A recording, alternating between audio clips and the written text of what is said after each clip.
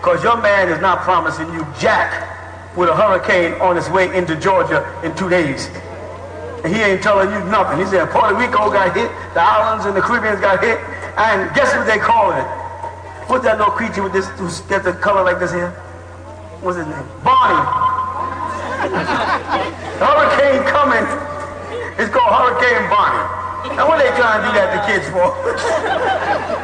Now Barney comes through and tears up the house, and kids are gonna be, you know, it's much like, it's like your uncles and fathers go hunting for deer on Christmas Eve. And while the child is waiting for the reindeer to come, they might walk into the garage where the uncles and pops have gutted the deer. They open the door, they see Rudolph hanging up there with his guts hanging outside. Trauma for the kids, messed up for life because of that. They can't do nothing about the phenomena of nature. Meanwhile, you have to ask yourself, why would they waste their time messing with the Nuwabians, as they like to call it, Nuwabians? Why would they be messing with the Nuwabians at this close proximity to destruction?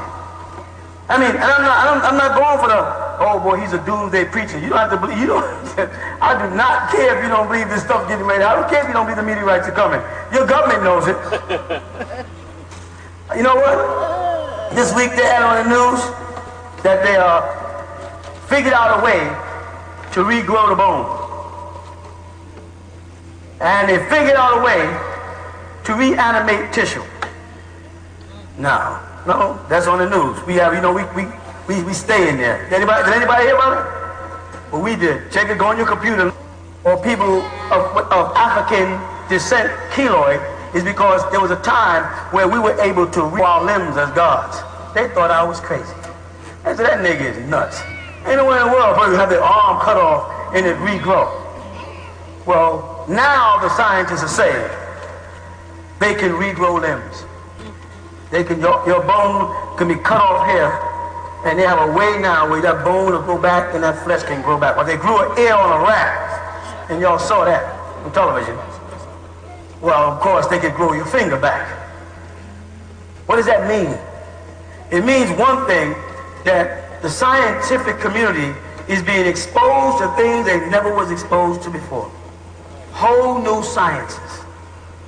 Carson is ready to have an operation to repair his ear. He may be in line for a remarkable new technology being developed here at the University of Massachusetts. A technology that won't just fashion him an ear from existing tissue, but one that through tissue engineering will actually grow him a new one. This is an example of growing an ear in the shape of a human ear on a rabbit ear. So it's actually an ear grown on an ear. That's just one of the wonders Dr. Charles Vacanti of the UMass Medical Center has created. His most memorable to date is this now famous mouse with a human-shaped ear growing on its back. The ear was made from cow cartilage, which grows much more easily than human tissue. But Vacanti has since been able to grow ears made of human cartilage in mice. I think we're very, very close. I suspect probably less than 2 years, probably within a year of doing the same thing in a human. For example, if this was Carson's ear, we would first make a mold of his ear. To engineer tissue, Vacanti first molds a biodegradable scaffold in the shape of the body part, then covers it with the appropriate cells. As the cells grow, the scaffold melts away, leaving what just a few years ago would have seemed impossible. As a medical advance, I suspect that tissue engineering will be as significant as antibiotics. It's not just ears Vacanti is creating, but other structures like a windpipe and hard-to-repair bone. He's also found a way to make nerve cells divide and grow, a potential treatment for brain and spinal cord injuries. Other scientists are growing organ tissue, and Vacanti foresees a day when injured or ill people will have replacement parts grown for them. For example, you have liver failure. Instead of having to wait until a donor liver is available, I believe you'll be able to engineer a liver of your own cells. Grow your own liver. Grow your own liver. Something else we mentioned, they recently mentioned, I don't know if y'all know, I hope y'all did.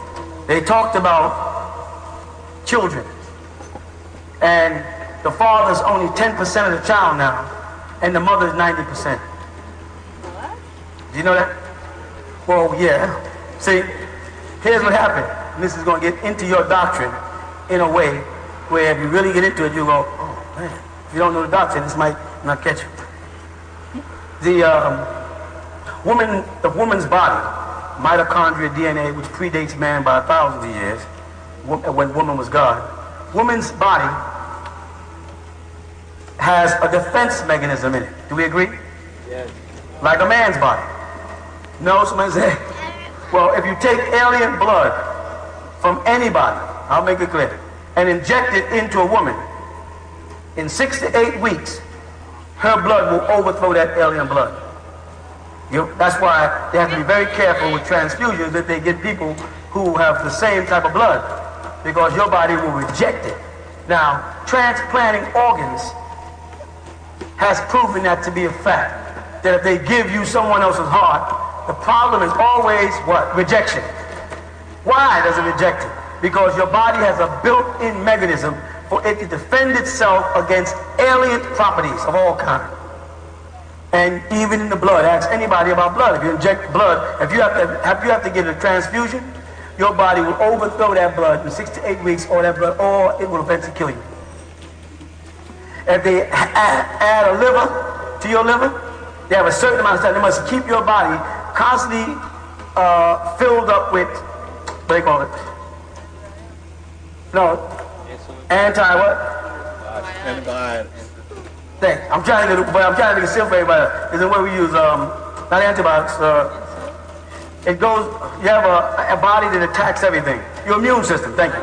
They got to keep injecting you with serums to keep your immune system extremely high. They right now say if you have cancer and you have a very high immune system, then you can, of course, take radiation, chemotherapy, but if you don't, it'll kill you. That's understood. Well, that's because it's alien to the body. You with me so far? All right. So now, once we establish the immune system and keeping the immune system, so therefore any alien organs would be able to survive for a period of time, but they have not succeeded yet with any transplants. Right here in your lower abdomen. This is an intriguing thought to patients suffering from kidney failure, like Kate Sullivan. Faced with a lifetime of dialysis, she recently had to ask someone close to her to make a difficult decision. My sister and I are super close, and I couldn't think of anybody else that would go through the kind of surgery that it is. I mean, it's not simple, and there's a lot of pain involved and a lot of healing. And I don't think you can just ask anybody to do that. As soon as I found out that she needed a kidney and that a living related donor would be the best one, I said that she could have mine. The transplant was a success, and a few months later, Kate was in excellent health and well on her way to a full recovery. But Kate must still take 29 pills every day to stop her body from rejecting her sister's kidney. A kidney from her clone would be a perfect match. If I needed a kidney and I could get one from a clone, I would definitely do it. Because the most important thing would be that you wouldn't have to take the anti-rejection medicine. Because I see what my sister's gone through, and I think that's the hardest thing about the kidney operation, is that she has to take so much medication. And since Kate's new kidney may only last for 10 to 20 years, she may have to go through the transplant process again. At that time, human cloning may be an option. It has always been rejected. No one has succeeded. They extended the period of time, you know, but it doesn't last forever. Eventually, the alien organ dies. All right, so then, if a man and a woman is together, sexually that is, when a man releases semen into the woman, it's what? Alien. It's alien to her. What is the first thing her body thinks to do? To attack. But they found out, scientists, that there's a certain part of the brain that triggers and it releases a serum that creates an egg inside the womb of the mother. It's an egg or a bag, a pouch. You follow that? And the baby or the fetal is in this bag. And it's kept in a lubricant of water that is producing the hormones, so that it is actually fighting against her, invading the baby and killing it. When the brain does not trigger this properly, you hear me? And it doesn't send enough of these defense mechanisms, there's a miscarriage. Right? If too many of these things get in the bloodstream and into the baby, when the baby is born, within 6 to 8 weeks, there's cradle death.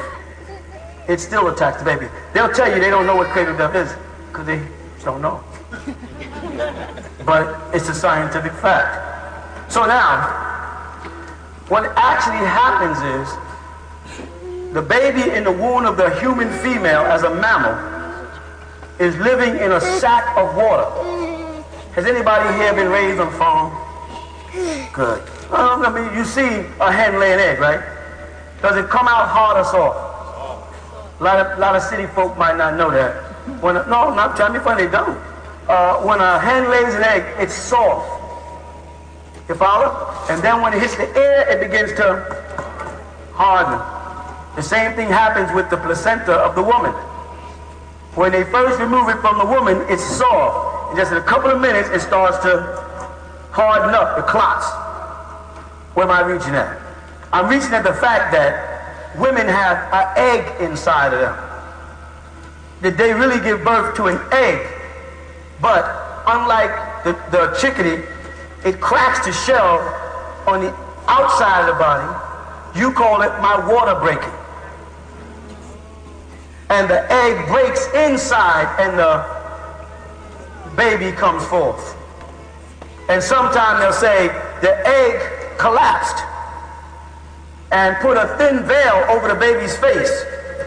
And let's say the medieval doctors who didn't quite understand what that meant said that baby was born with a seventh veil. Had a veil over his face. That's a mystical baby. He's going to be psychic or clairvoyant or something, and that passed all the way down to grandma, saying seventh kid of a seventh kid has a seventh veil on her face. All that was the shell of the egg collapsing. Got your attention, don't it? Well, science is very interesting. I've always told y'all for years, study science. Because once you master science, religion looks funny. You know what I mean? It looks real cute, but it's a nice institution. People need it. People need it. Keeps them out of trouble. But it has nothing to do with this. What are we saying here? We're saying that human beings are a form of mammal that has an egg inside, and the baby is developed in a liquid substance. So thus the baby is breathing with gills and does not inherit its lungs until it comes, and sometimes in the hospital they have to pump water out of the baby's lungs, showing that just like the movie, what's it called? The Abyss, that the lungs were full of water until it. So there's a transformation or a metamorphosis from a sea creature with gills to a land creature with lungs within that period. You follow? The frightening part about it is that when we go back to religious doctrine, especially Western world religious doctrine and Middle Eastern religious doctrine, such as Islam and Christianity, we get this character called the devil who becomes a serpent, a snake.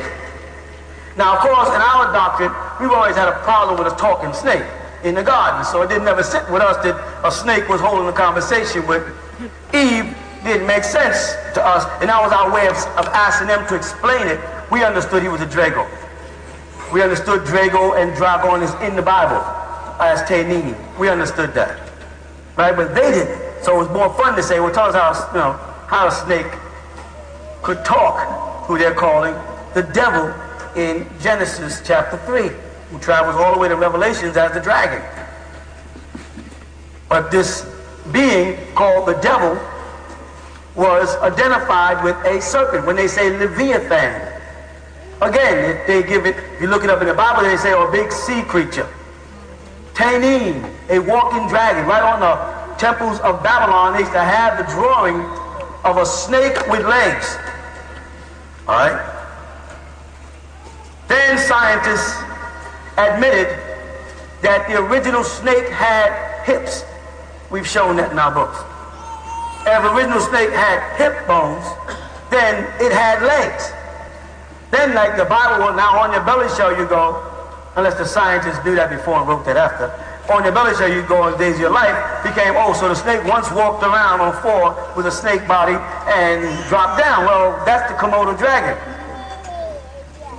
That's why a whole bunch of kids are attracted to having lizards and, what's the other one they have in their houses?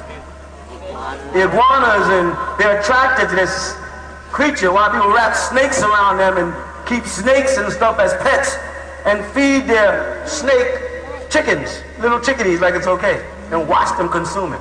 There's some parental tie to the lizard and the monkey to make the man.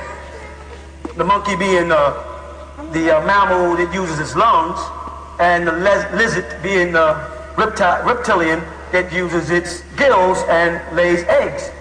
Now, some reptilians lay eggs on land, some reptilians lay eggs in sea, and some reptilians keep the eggs inside their body and deliver them just like a human being does after the fetal has reached its growth stage. You hear me? What is coming into reality is that when we go back to ancient Tamara, the original name of Egypt, and we look into our own ancestors, when they speak about the birth of the world, they speak about the primordial egg. You remember that? Western world stole it and called it the goose that laid the golden egg. The goose that lays the golden egg is a goose that lays the sun, because the sun has always been a symbol of gold. And they also stole it and came up with the stork that delivers the baby. Now let's combine the two. The goose that lays the golden egg and the stork that delivers the baby says that children are coming from a bird. We have three powerful birds in ancient Tamara: the falcon, the hawk, and the buzzard.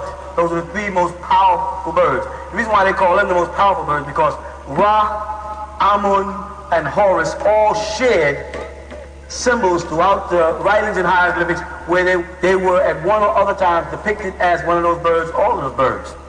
The wise bird, of course, was the owl. But what separated the owl from the other three birds is that he's the only bird with his eyes in the front of his face like a human. No other bird on the planet has his eyes in the front of his face, and he's also a nocturnal hunter like humans. You say, what? Well, see, humans see better in the dark than they do in the light. And this is why when they walk into a dark room, for the first couple of minutes they can't see, and after a few seconds things start coming to shape and form. We really see better in the dark than we do in the light, but we've been told cut on the light to see our way around, because the people who govern us and create the laws don't see well in the dark. So they gotta lighten everything up. You hear me? But way back then they said that Ra, the sun deity, came from Noon. Noon, the Muslims even stole it and put it in the Quran as an initial letter, Noon. And they say Noon represents the what? The whale that Jonah was in. It's also in the Hebraic teachings too. Noon, the whale that Jonah was in. You see that? Man inside of a fish, or man in fish. Now the definition given in ancient Tamara for the man in the fish, or the human reptilian, was apapi, or papa. What is that? Father. That's the Pope. He wears a fish-shaped hat and identifies with an ancient Babylonian deity called Dagon, which identifies with an ancient Malian fleet of gods that came from heaven, and the tribe is called the Dogon, and the beings that came to them were called the Namus, and they were supposed to, according to Dogon writings, you hear me? Roam at night only and go into the sea during the day. So they lived in the sea. Well, then we go to Sudan and we find that they say beneath the Nile there are beings that live there, Dineer. You understand? And these, they say, in their traditions, these beings come out at night to teach human beings and stay in the water by day. It's like at night you instinctively say, it's nighttime, I'm going to go to bed, I must take a bath and get into water. You get up in the morning and say, well, I'm getting ready to face the world, I got to go take a, boy, my skin is dry, I must moisture it, otherwise what will happen? My scales will start to show. We call it rashiness and ashiness. But what we're really saying is, if I don't keep the outer surface of my skin moist, I will dehydrate and scale off and can scrape off dead skin like any other reptilian. Oh yeah.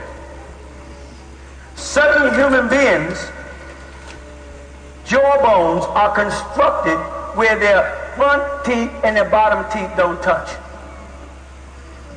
Their back two teeth connect. Oh, a lot of people.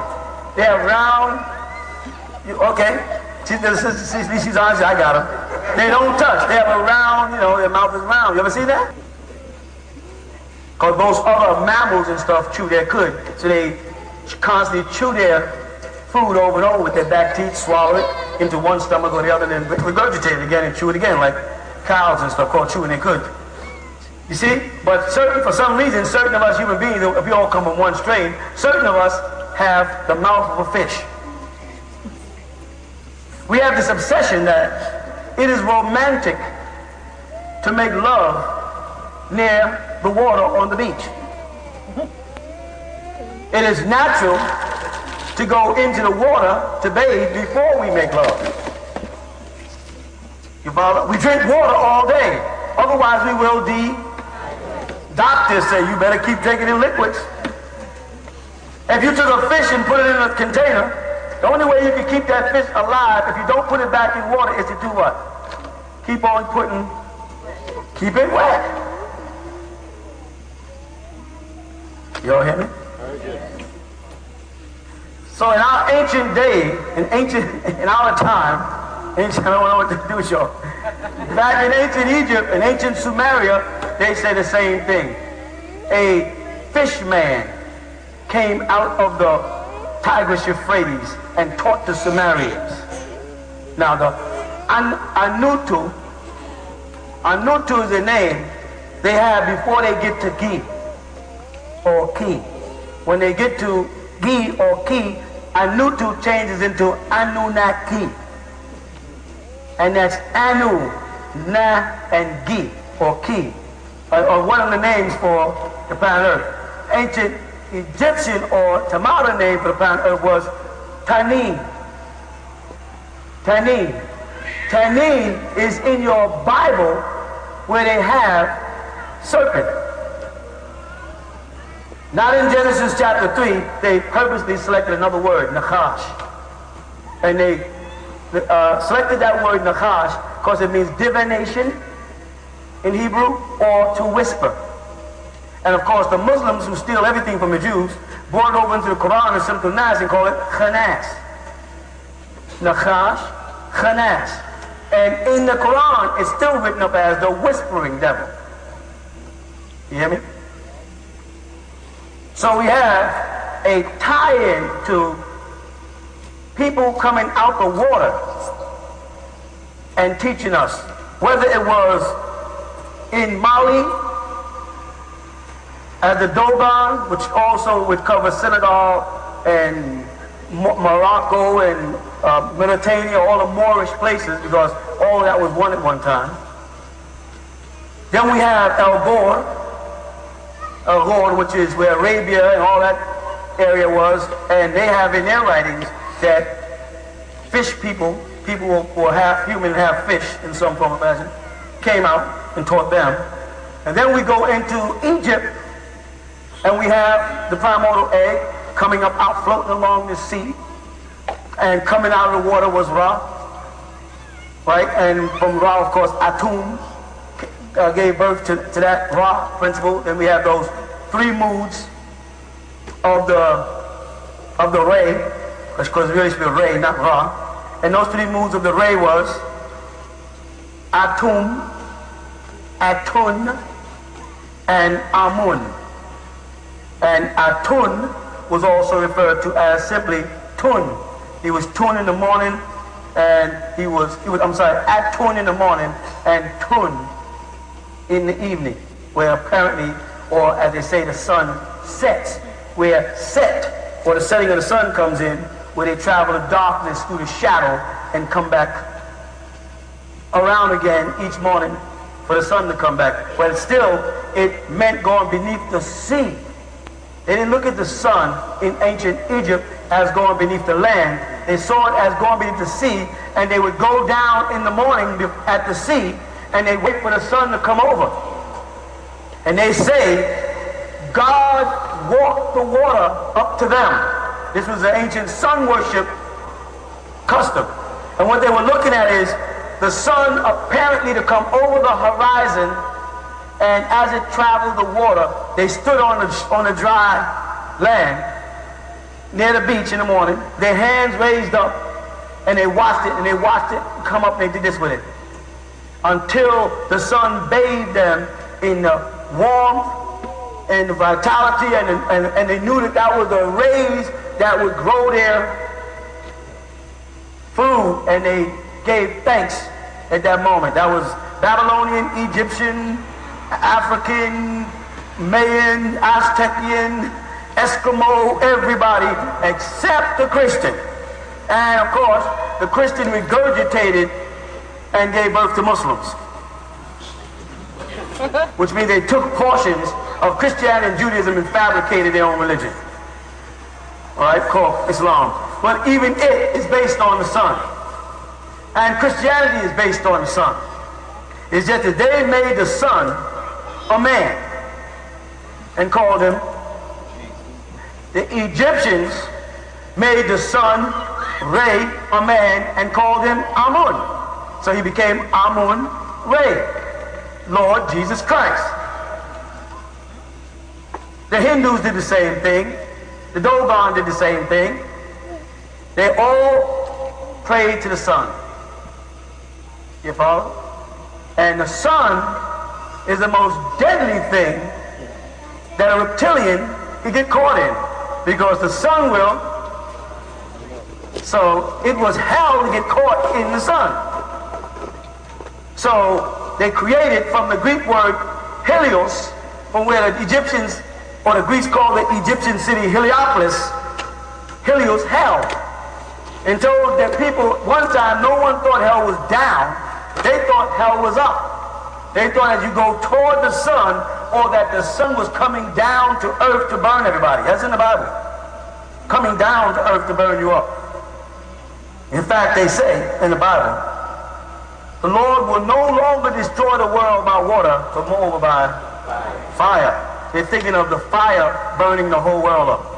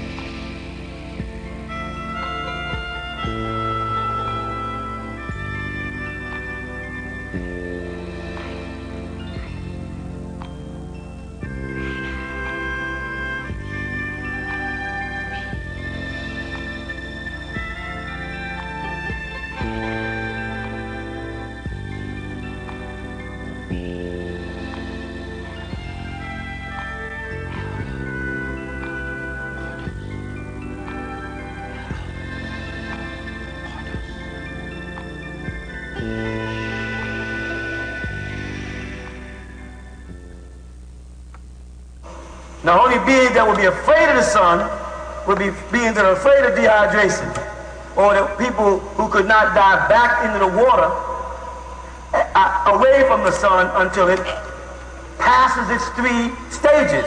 And only people that understood sun worship and Atun, and Amun would know the stages. You see? So Christianity set it up where, to look like they know, they worship on Sunday. You see? And they put a helios, a ring of gold around Christ's head, which is the iris of the god's ray of Egypt, a circular. And so the Greeks knew his name was Asatru, so they called him Osiris. And put the big O there, because if you look in any science book under the symbol of the sun, you get a big cipher, or O. You hear that? And Lu meant primitive. Lu cipher meant primitive cipher. Yeah? Lucifer became the primitive cipher, or the bright morning star, which is the sun. So Christ was called the early morning star, and then in Isaiah, Lucifer is called the bright morning star. both representing the sun disk. You hear me? So there is a relationship between mortals here, men, women, and reptilians. That's why if you hold up your hand and look at it, it's yours, you can do it. Stretch your fingers as far as you can apart, and now turn over and look back, and look between here, and you'll see you once had webs. You may not like the way it looks, but if you have skin that must stay moist, if you have the ability to reanimate limbs, you understand? If you have webs and scales and need water, and then we'll take a hen's egg and eat it soft scrambled, or right out the egg, mix it up for vitality. Do you know that snakes hunt down other snake eggs and turtle eggs, and they swallow them, and then they spit out the shell? So when you're having that sunny side egg, and your wife say, "That's slimy looking, why are you eating that?" That slimy egg that you're eating is an identification with your reptilian nature. That obsession with swimming pools and beaches and salt water, the moment you jump into salt water, it goes right into your head and clears it up. Say, "Man, I had a cold before I dived in here. All the dust and mucus that was in the air just went out as soon as I got in the salt water." Why? Why are you so comfortable in salt water? Why is it? Now listen, if I took salt and threw it in your face, what would happen? What would it do to your eyes? So how come you can open your eyes in the salt water in the beach? And the salt that you get is from the salt water in the beach. Why is it that once you get back under the water, your body readjusts immediately, and your nerves in your eyes do not pick up the salt as something that's attacking it, but you're able to, you ever do it? Why is it? Because you'll have the ability to readapt to your original environment. Because if me and you went to the beach right now and dived under the water, we could open our eyes. And if I went right to the house and got sea salt and threw it in your eyes, you'd have a fit. So what happens is, when you're standing on dry land, your body calibrates where you are and adjusts itself for where you are. And when you dive in the water, the moment it hits the water, your body has to recalibrate itself and adjust it to where you are. You follow? Just that quick. So there are reptilians, like the alligator and the crocodile, who can come out of the water and stay on dry land for a while, longer than they should. And then, while breathing air, go back in, especially hippopotamus, why hippopotamus was the highest god in Egypt, then go back in under the water and breathe underwater, hippopotamus. Or the link to you, which I'm going towards, the whale, which they also proved was on land before it got into the water, still has its lungs, and your ancestor, the dolphin, who transported your seed here to this planet to be germinated and grown here. Dolphins are your ancestors. That is, when you have a relationship to the dolphin. You know? You can go to SeaWorld and Disney World and watch a whole bunch of tamers going tweet, tweet, tweet, tweet, tweet. The dolphin won't come nowhere near them. You walk over there and make one sound like a dolphin and they'll come look up at you and look to see if you know. And if you don't know, they'll just go on about their business. As they see you know, they'll stick their head up. They'll pat them and they'll go back in the water. So much for your relationship to the reptilians or the sea creatures. Let's get into other subjects, go ahead. Unless that you got hooked and you want to go ahead. Well, you better here, right here.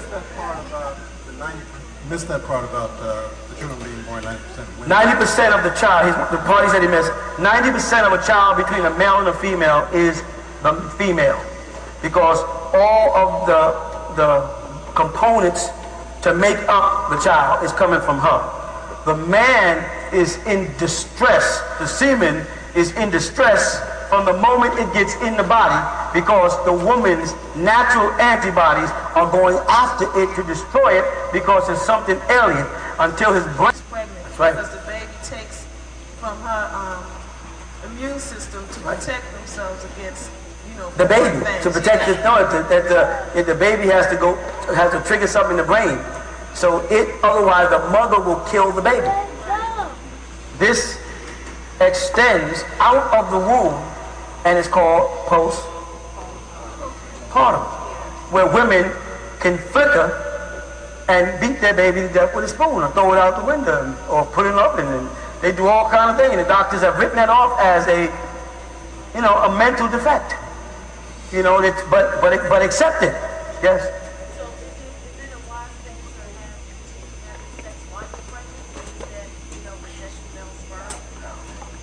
Well, at least I want to all right up to the 6th month, at least.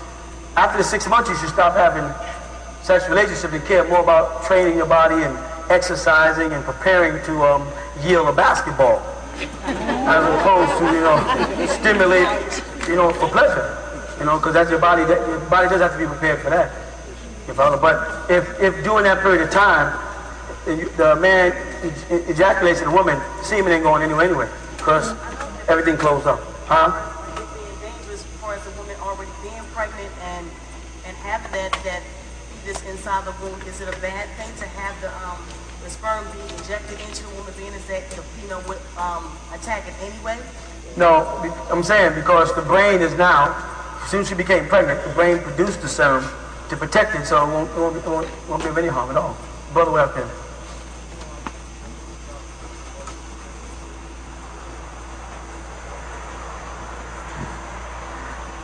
What happened is, dolphins are beings from the Sirius star.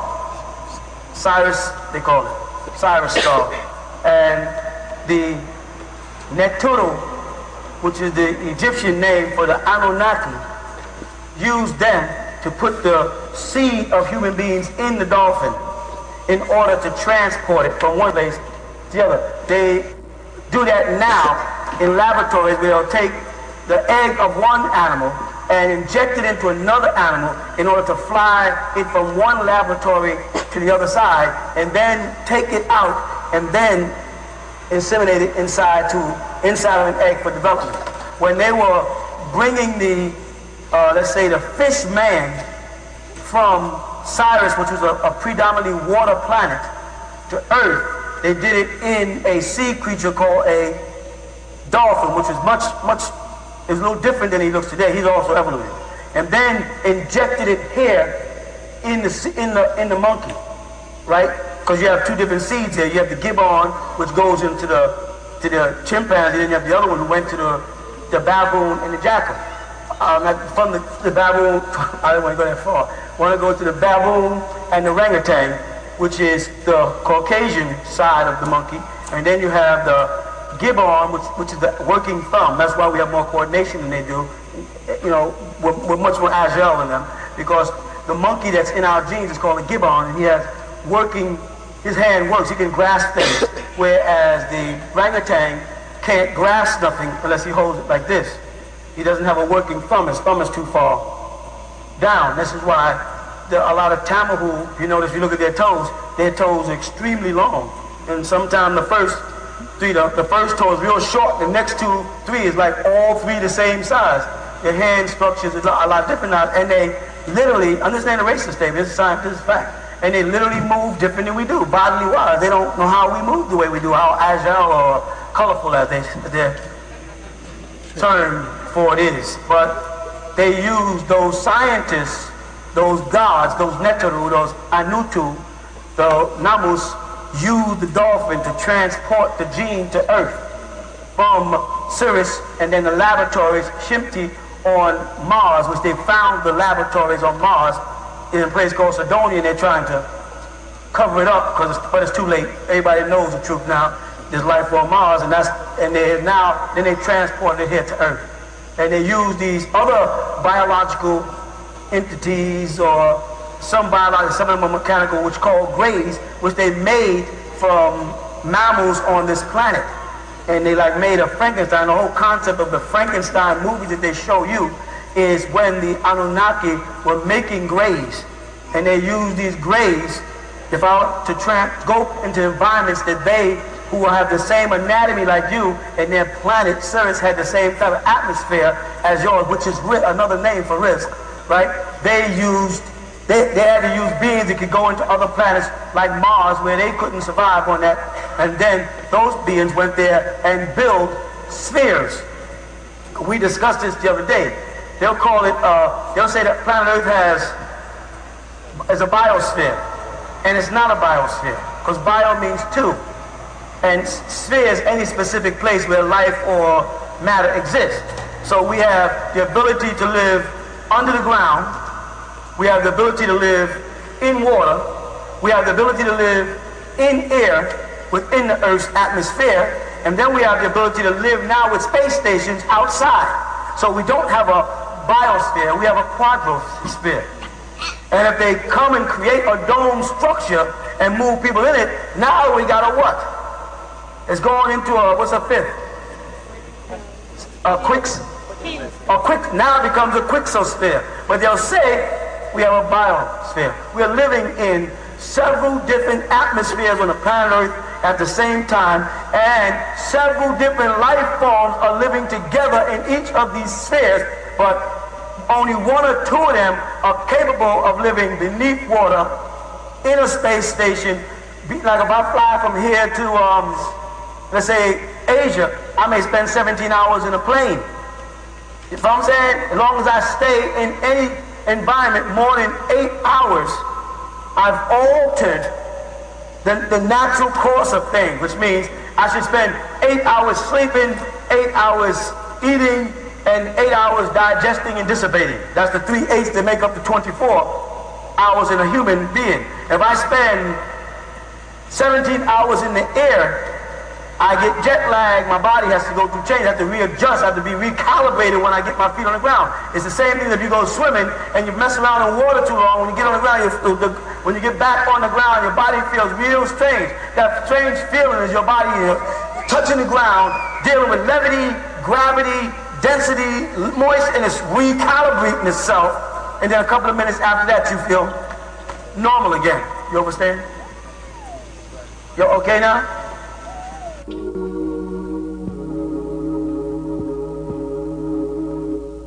Who am I? What am I to you?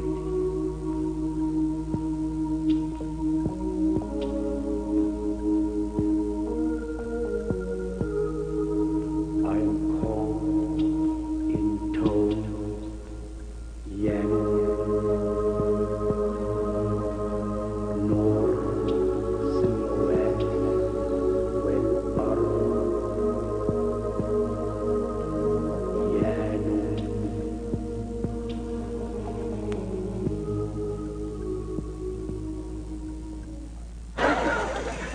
Is it true that the woman possesses a form of triple darkness in the womb? Well, Minister Louis Farrakhan alluded to that because Honorable Elijah Muhammad alluded to triple darkness and never explained it. And oftentimes, once the messenger was gone, and Farrakhan wasn't really close enough to him to have gotten the true message from the messenger because he wasn't really under him. If our now ministers to test him will put him on the spot and ask him, what is triple darkness? No, he don't know. Whereas Word D. Muhammad, his son, did know what triple darkness meant. But now he has shifted doctrines from Nation of Islam to Sunni Muslim Islam. He's not saying, so what they're talking about in the womb of the woman being triple darkness is they're talking about when the sperm and the ovum comes together, nobody sees it. When the eggs are being produced in the ovum, nobody sees it. If all that, and when the baby is finished making its total tumble in the womb and starts its journey outward, Nobody sees it. So these three major stages are all done in darkness. And that's what they were alluding to in the Nation of Islam as triple darkness. Go ahead. You spoke about the law earlier. Would it be good for a Nuwabian to get a legal education outside of Georgia and it's supposed to another state like Alabama? Definitely. I mean, I don't know what or who is telling anybody whatever they are. I encourage all Nuwabians to get an education and to get the best education we can get for what we need. What's sad is the day and time we're in.